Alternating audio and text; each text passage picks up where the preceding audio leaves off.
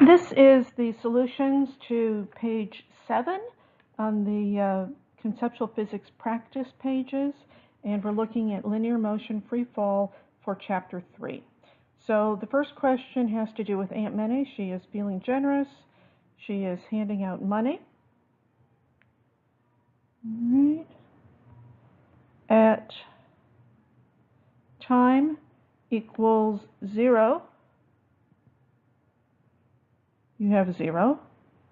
At time equals 1 second, you have $10.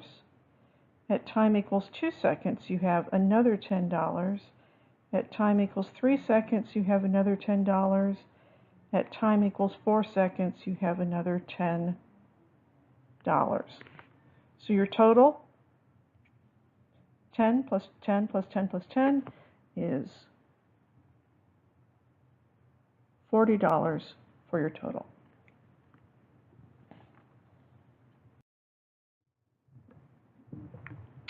Here we have a different problem slightly. Let's look at it the same way. We have time, we have velocity. At time equals 0, our velocity is 0 because the problem says that we're starting at rest.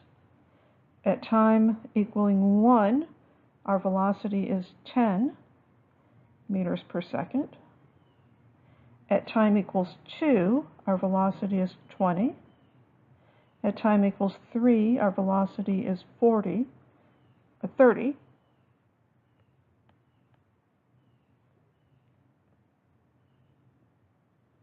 And at time equals 4, our velocity is 40 meters per second. So that is our solution, 40 meters per second. Good, here's our favorite Uncle Harry. And he is going to give us cash. So we have time and we have money. That's a money sign, you have to trust me. At time equals 0, in this case, we've got 20 bucks in our pocket. So for this case, at time equals 0, we have $20. And when time equals 1, what do we have? He gives us another 10. At time equals 2, he gives us another 10. At time equals 3, he gives us another 10. I'm going to add another column in here for us. This is the how much we gain at every point in time. Here is our total. So at time equals 0, we have started with 20. After the first second, we've got 30, 40, and 50. So thanks to Uncle Harry, we've ended up with $50.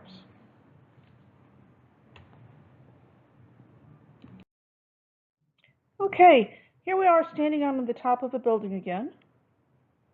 We spend a lot of time up here. For some reason, this is what we like. Here's me, and I have a ball. And I'm not going to drop it, I'm going to throw it down, straight down, no other direction. And at the moment that it releases from my hand, it has a velocity of 20 meters per second. All right?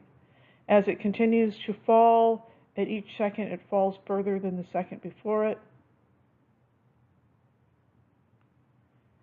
And the question is, after 3 seconds, how fast is it going?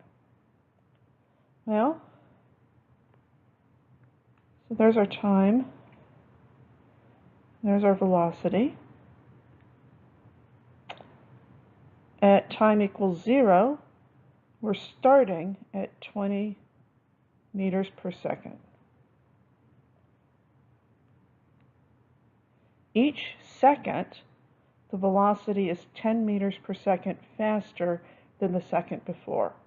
So at the first second, instead of going 20, it's going 30 meters per second. At the second, it's going, at second number 2, it's going 40 meters per second. and then 50 meters per second. And this change of 10 meters per second is due to gravity. So the answer to this one is at the end of 3 seconds, your ball is falling at a velocity of 50 meters per second. Here's Aunt Minnie again, and she wants her money back. And she wants you to give her $10 every second. There's time, there's money. At time equals 0, you have $50. At time equals 1, you have $40. At time equals 2, you have $30. At time equals 3, you have $20. At time equals 4, you have $10. And at time equals 5, you are broke.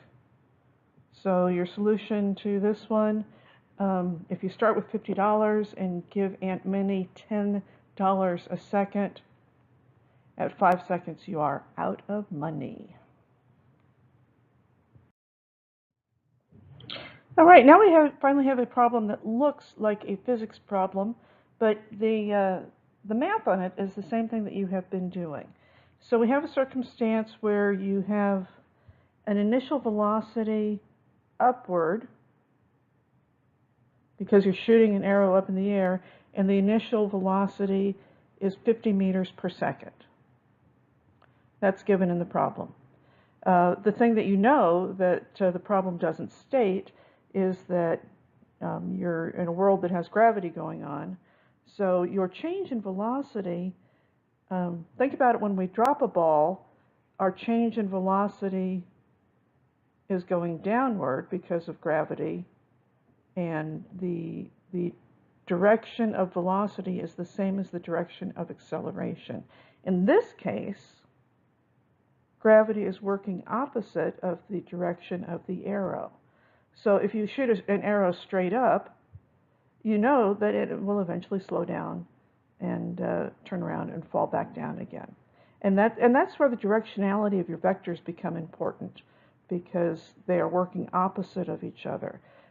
Think about the direction of the vectors, and then you'll have no problem with the signs and remembering who has to be negative and who has to be positive. All right? We're going to do this on a table first. We haven't been using the formulas, and let's continue with that mode and stay with a table.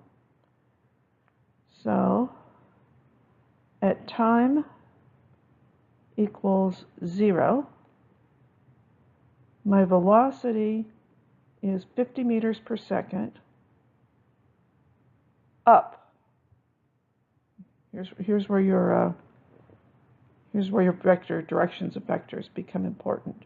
At time equals 1, am I gaining velocity or losing velocity? Remember, it's a rate at 10 meters per second because that's our gravitational factor. At 1 second, we are 40 meters per second, still going upward. At 2 seconds, we are 30 meters per second, still going upwards. At 3 seconds, we're going to lose another 10 meters per second. We are 20 meters per second, still going upwards. At 4 seconds, we are 10 meters per second, still going upward. And at 5 seconds, we are to 0 meters per second. So we've run out of speed. The downward force of acceleration has counteracted our upward velocity. Okay? If this looks like your money problem, that's because it's exactly the same way. You've given Aunt Minnie back her $10 an hour, or $10 a second. Okay? So 5 seconds, in 5 seconds, so to A, in 5 seconds it runs out of speed.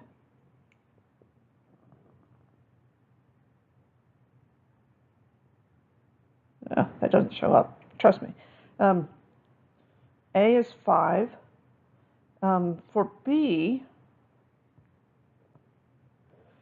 what is the arrow speed 5 seconds after you shoot it? Well, it's 0. Okay. What happens?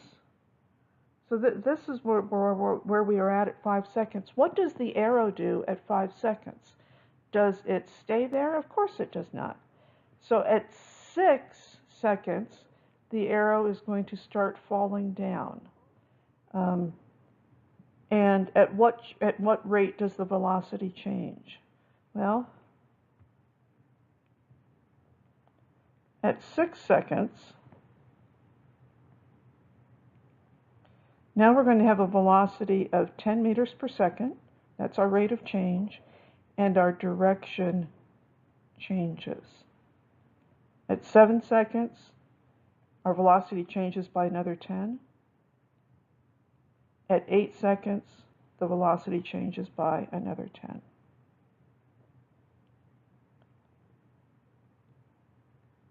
All right. Through all of this, gravity is always acting downward. And it means that, remember that we draw vectors with the size of the arrow matching the magnitude. So as we're going up, our velocity is getting smaller and smaller. As we turn around and come back down again, our velocity increases and the arrows get bigger. Now, we can't add a velocity and an acceleration arrow, but we can use them to keep track of our distances.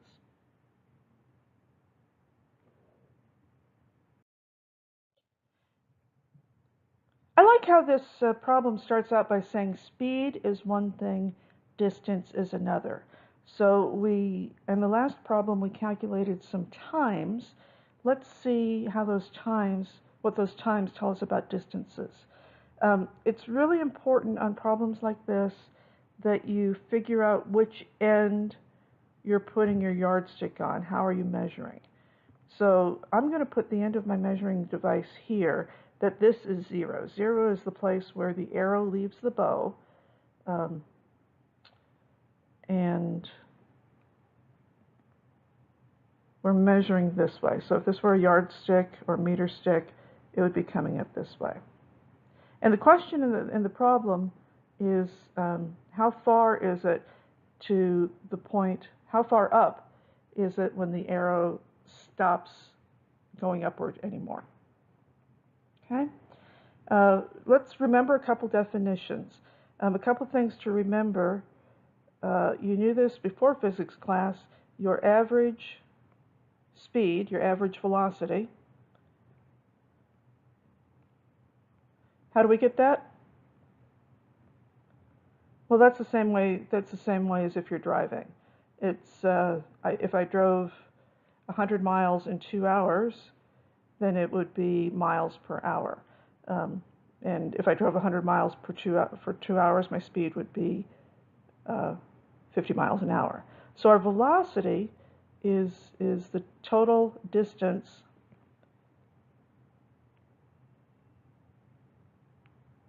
divided by the time. We already knew that. Well, I can play some math and put those two together. Remember, this is my average velocity. And if I multiply my average velocity times my time, I get my distance. Okay? So to put it the other way around, if you have been driving 50 miles an hour for 2 hours, you've covered 100 miles. That's just the definitions of what we have. This velocity, remember, is our average velocity. Do we know the average velocity of our arrow? Well, gosh, it started out, the problem tells us, it started out at 50 miles per hour, was the initial velocity, and the final velocity is 0, because that's where it stopped. So if my velocity over the period of time is between 50 and 0, then my average velocity is 25. 25 meters per second is my average velocity over 5 seconds, across 5 seconds. 25 times 5 is 125 meter seconds per second, which thankfully cancel each other out. So our distance at 5 seconds is 125 meters away from where the arrow was shot. That's how high the arrow is when it stops. Okay?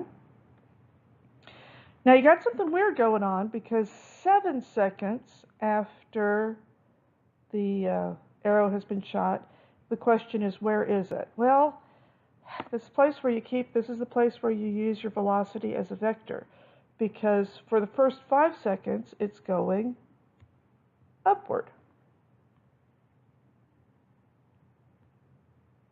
All right?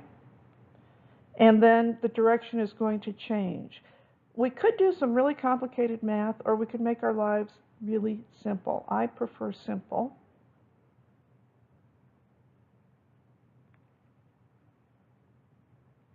So instead of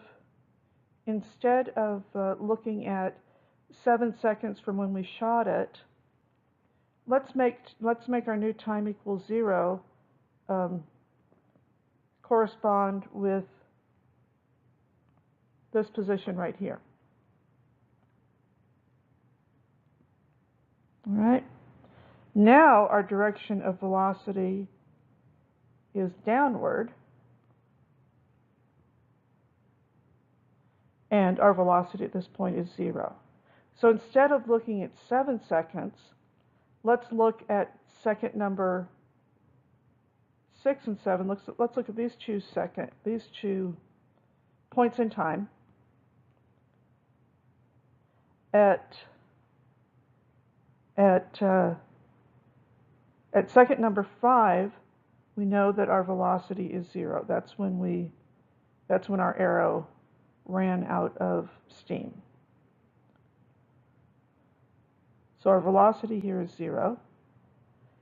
At second number 6, our velocity is, well, what direction is it? At second number 6, it's pointed downward at 10 meters per second.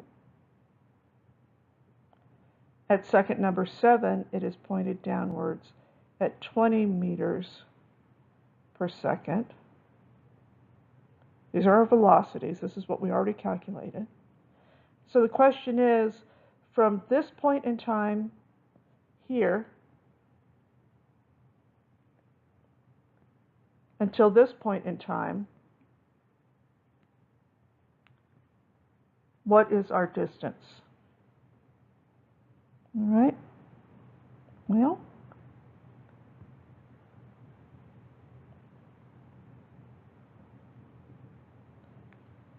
Aunt Minnie is going to help us out, because from rest and at the topmost point, your arrow has stopped moving. So from what rest, distance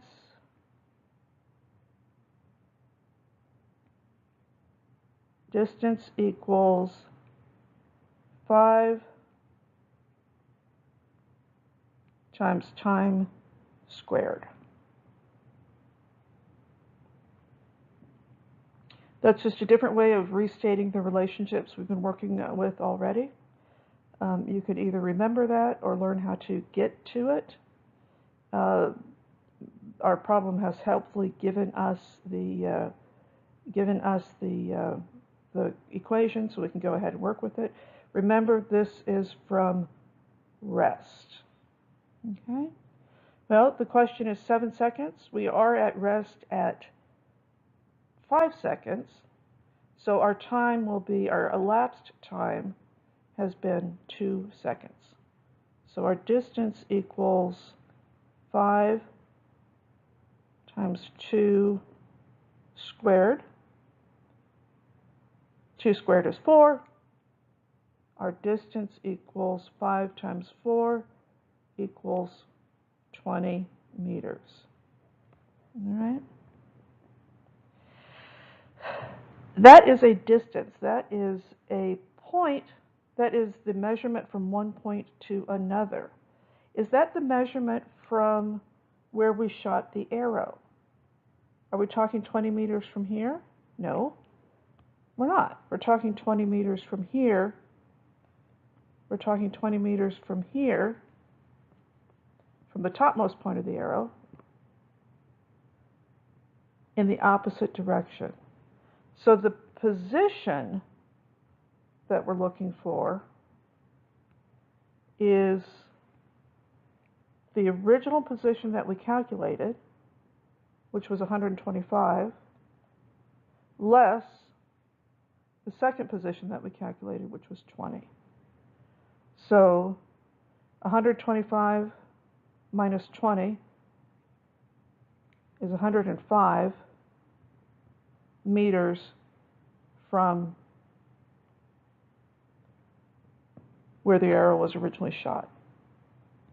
Okay? I hope yours are better than mine, but always, always, always draw pictures. Remember that your vectors, velocity is a vector, are directional. So you don't have to remember, if you just remember things like up and down or left and right, and most of your problems are going to be up and down, then you'll know whether or not your values need to be added together or subtracted.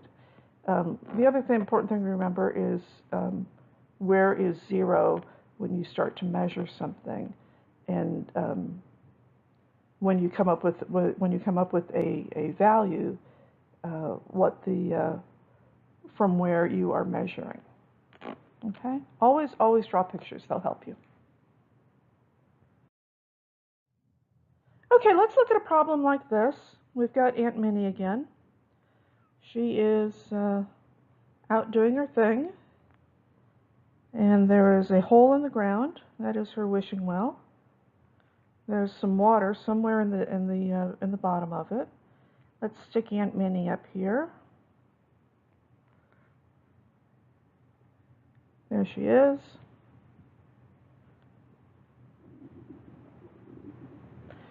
She's looking down the wishing well, and she drops a coin. One of the things that you need to look for when you're reading the problem, she is dropping it. So, pardon me. She is dropping it. So what is our initial velocity? Our initial velocity is 0. She's neither throwing it up or throwing it down. She drops it. Our life gets a whole lot easier when our initial velocity is 0. Okay?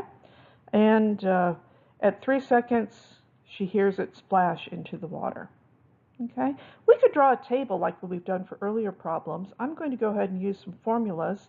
And if you want to go back and look at our previous problems and prove to yourself that the formulas work, that would not be a bad idea. Or you can do this one and make a table of time versus distance like we have done. And if that's a better way for you to solve the problem, that is just fine. I'm choosing to do a formula. And here's a green box. We've got the formulas. Do these look a little bit different than the formulas you've seen before? Maybe. They've taken some shortcuts and combined some things for you. Let's look at this.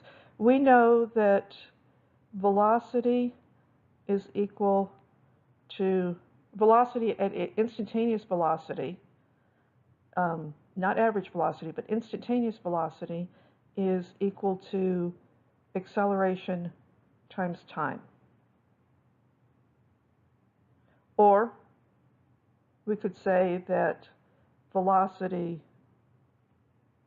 if we move this with this time, we could say that acceleration is equal to velocity divided by time. All right? That's what we've been looking at in the chapters. Aunt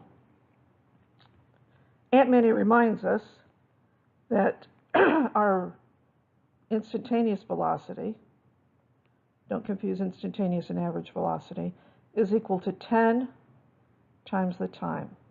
All right. Something that we haven't talked about is this is a fabulous number so long as you are measuring in meters per second. That's actually deep in the history of where our SI units come from, is this value of gravity due to acceleration. This hasn't happened randomly. And you won't get a nice round number like 10 if you are measuring in yards per second or miles per hour or any other perfectly valid ways to look at acceleration. But we're going to stay with meters per second because that way we get to use this nice rule of thumb with the 10. Okay, so our equation is actually telling us, the equation that we get to use is 10 meters, meters per second times the time. So our instantaneous velocity at 3 seconds is going to be 10 meters per second times the time, which is 3 seconds. We can cancel out our seconds, and that multiplies out to 30 meters per second. I lied to you, this is seconds squared. Acceleration is seconds squared. So our velocity, our instantaneous velocity at 3 seconds is 30 meters per second squared. That's how, so question A, how fast is the penny going when it hits? It is going 30 meters per second, direction downward. All right? Our second question is, what is the average speed during the drop? What is the average speed over the 3 seconds? Average speed is the average. So the velocity, the speed at time 0 was 0. The speed, we just calculated that the speed at time equals 3 seconds is 30. So the average between 0 and 30 is 30 plus 0 divided by 2. That's how we calculate the average. So our average velocity over this circumstance is 15 meters per second.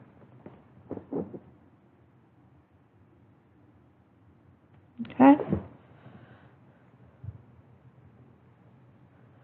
When we solve problems like this, we how fast, how far, how deep is this wishing well? Well, Aunt Minnie is again helping us out with the formula. From rest,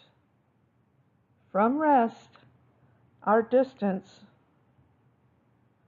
equals 5 times the square of the time. So our distance equals 5 times, how long was this penny dropping for? It's dropping for 3 seconds. 3 squared is 9. 9 times 5 is 45. So this wishing well is 45 meters deep. 45 meters deep. Okay, this is the last question on your problem sheet, and I'm going to do this one on a separate video. Talk to you later.